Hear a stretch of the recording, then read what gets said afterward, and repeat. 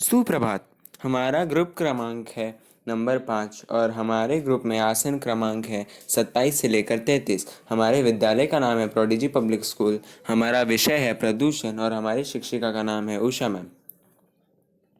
हमारे ग्रुप के सहपाठी हैं दीपक जिसने किया है फोटोशॉप, लखविंदर जिसने किया है नारा, शौविक जिसने निबंध लिखा है, शिवम जिसने संवाद लिखा है, यश जिसने कविता लिखी है और अनुराग जिसने लिखा है प्रदूषण क्या है। सूची: प्रदूषण क्या है, कविता, नारा, संबंध, संवाद और फोटोशॉप। सातवीं कक्षा 10वीं ड का छात्र आज आपके सामने आर्ट इंटीग्रेशन का प्रोजेक्ट प्रस्तुत करने जा रहा हूँ। तो आज का प्रोजेक्ट है प्रदूषण क्या है। पर्यावरण में किसी भी तत्वों में होने वाले अवांछनीय परिवर्तन जिसमें जीव जगत प्रकृति प्रभाव पड़ता है प्रदूषण कहलाता है। पर्यावरण प्रदूषण में मानव की विकास प्रक्रिया तथा आधुनिकता से का मानव महत्व योगदान है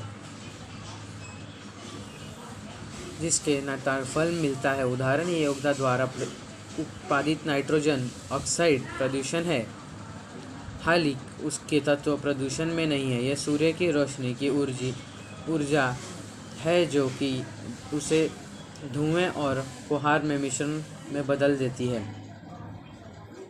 परंपरागत रूप में प्रदूषण के वायु, जल, रेडियो, धार्मिक आदि यदि विज्ञान किया जाता है, इसमें ध्वनि, प्रकाश आदि के प्रदूषण भी सम्मिलित हो जाते हैं। प्रकृति आपदाओं के पश्चात प्रदूषण उत्पादन में हो जाते हैं। बड़े बड़े समुद्र तूफानी और जब लहरें वापस लौटते हैं तो कचरे, कूड़े, टूटी नाव, कारें, समुद्र तट सहित सब उपदान बताए कि तत्वीय मछलियाँ भारी तत्वों के प्रदूषण बहुत बढ़ गया था।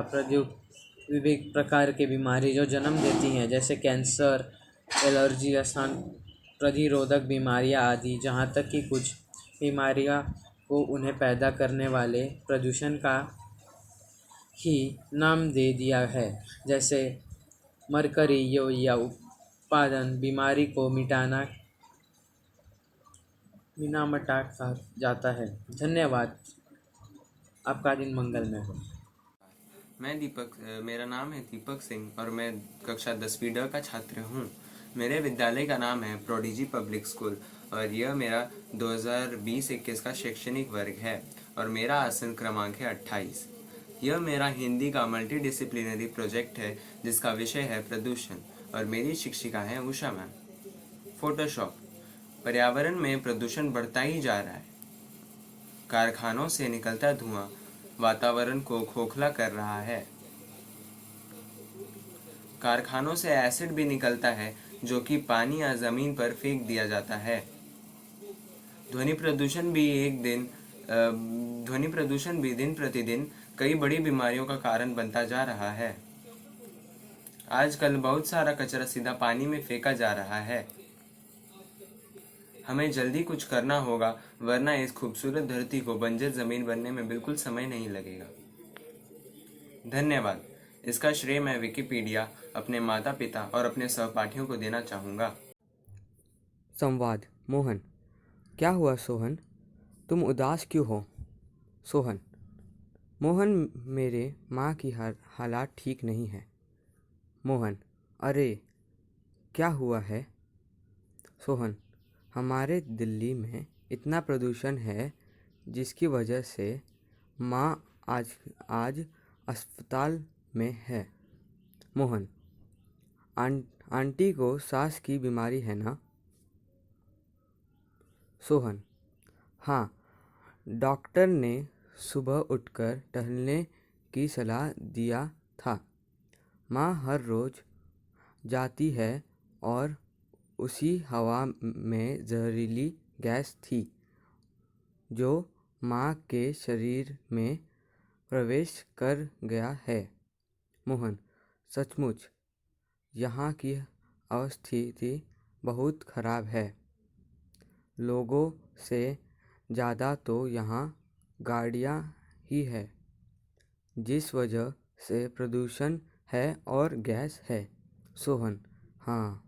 मोहन, तुम चिंता मत करो, आंटी ठीक हो जाएगी। चलो, मैं भी अस्पताल चलता हूँ तुम्हारे साथ। सोहन, चलो मगर साइकिल से।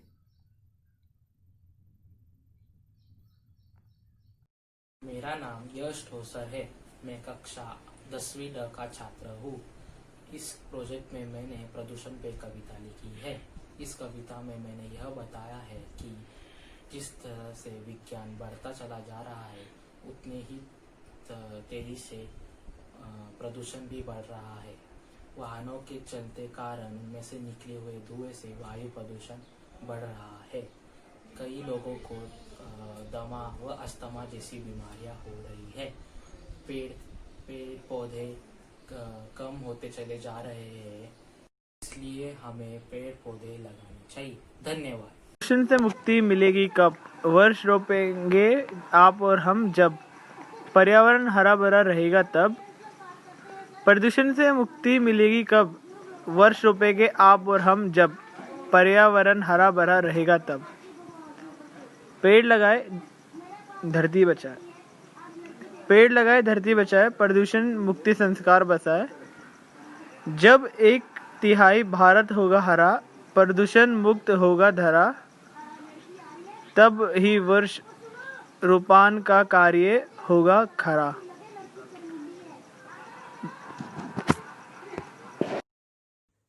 मेरा नाम शौविक तिकारा है और मेरे ग्रुप का जो आर्ट इंटीग्रेटेड प्रोजेक्ट है उसका विषय है प्रदूषण।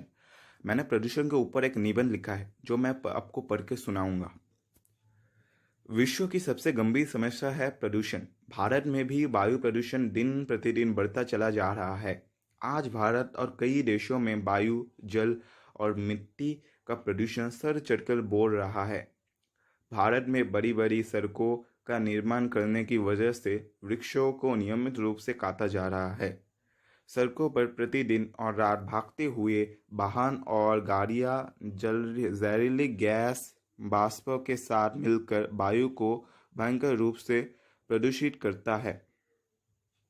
रोज हम इसी वातावरण में सांस लेते हैं और जीते हैं। वायु प्रदूषण से हमारे शरीर को काफ़ी नुकसान पहुंचता है। बड़े बड़े शहरों जैसे दिल्ली, मुंबई और कोलकाता में भारी मात्रा में वायु और जल प्रदूषण के नतीजे मिल रहे हैं। दिल्ली प्रदूषण के मामले में सबसे ऊपर है। इससे जीव जंतुओं और मनुष्य को कई सारी समस्याओं का सामना करना पड़ सकता है। वायु प्रदूषण से कई तरह की बीमारियां मनुष्य को हो रही है। ध्वनि प्रदूषण भी एक गंभीर समस्या है। सड़कों में बढ़ते हुए गाड़ियां की ध्वनियों से मनुष्य को घुटन और सरदर्द जैसी बीमारियां होती रहती हैं। मनुष्य को स्वार्थ भावना की वजह से प्रदूषण जैसी समस्याएं उत्पन्न हो रही हैं। मनुष्य बड़ी बड़ी इमारतें और कारखाने बनाने के लिए बिना वनों और वृक्षों को नियमित रूप से निर्दयतापूर्वक काट रहे हैं। वृक्षों की वजह से वर्षा होती है। वर्षा की मात्रा पृथ्वी पर प्रदूषण की वजह से कम होती जा रही है।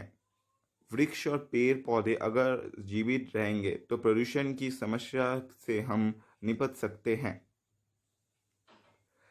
कल कारखानाओं से बढ़ता हुआ धुआं प्रदूषण में आग में घी की तरह काम कर रहा है। इस पर मनुष्य जाति को आवश्यक कदम उठाने होंगे। मनुष्य को समझाना होगा कि सिर्फ तकनीकी उन्नति और आर्थिक विकास के लिए वह प्रकृति को दांव पर लगा रहा है। हमें अपने प्राकृतिक संसाधनों की कदर करनी चाहिए। हम प्राकृतिक संसाधनों को बिना सोचे समझे उसका गलत उपयोग कर रहे हैं और नतीजा हम सबके समक्ष है। जल प्रदूषण भी एक घोर गंभीर मनुष्य द्वारा उत्पन्न की हुई समस्या है। भारत की कई नदियां फैक्ट्रियों के कचरे और प्रदूषित नुकसानदेह रसायन तत्वों को झेल रही है। इसके साथ गांव और कई जगह पर लोग खुले में शौच कपड़े धोना और पशुओं को नहलाते हैं, जिससे नदियों और पोखर का पानी अस्वाभाविक रूप से प्रदूषित हो रहा है। अगर ऐसा ही चलता रहा तो नदियों का स्वच्छ जल प्रदूषित होने के कारण मत्स्य बीमारियों से घिर जाएगा। जल प्रदूषण से कई तरह की पेट की बीमारियां हो रही हैं और होती आई है। प्रदूषण की वृद्धि में फ्रिज, वातानुकूलित यंत्र और कई प्रकार इलेक्ट्रॉनिक मशीन जिम्मेदार है।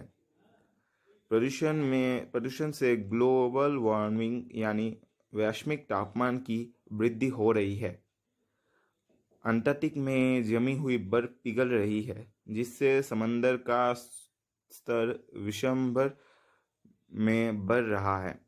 इससे प्राकृतिक आपदाएं यानी बाढ़ जैसी समस्याएं उत्पन्न हो रही है। धन्यवाद।